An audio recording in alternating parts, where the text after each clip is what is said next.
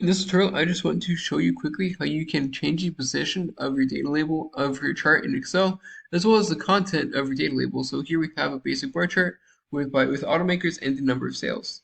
So to adjust the position of the data label, you can just click on the plus sign right here, where you'll see more options, and then you can click on data labels right here. As you can see, the box is checked. We can uncheck it to get rid of the data label, or keep it checked to keep the data label. We can, to adjust the position, we can just click on this little arrow right here. And as you can see, right now it's on the outside end, but we can have it in the center, inside end, outside base, or you can even make it a data callout, right? If we wanted to. I'm just going to have it on the inside end, for example.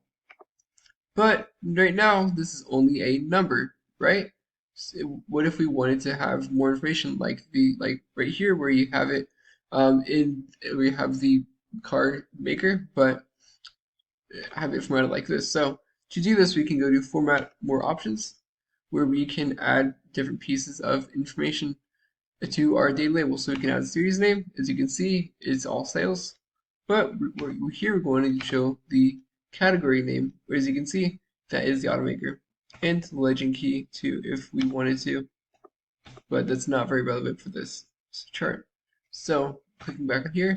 Now there might be some that you want to format to be more specifically in a specific location, right?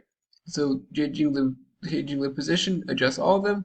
If we want to just kind of tweak a specific one, we can just click on a label, then click on it twice to only select a specific label, and then move it to wherever we want to.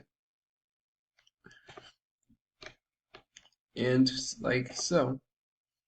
I mean, like wherever you want to.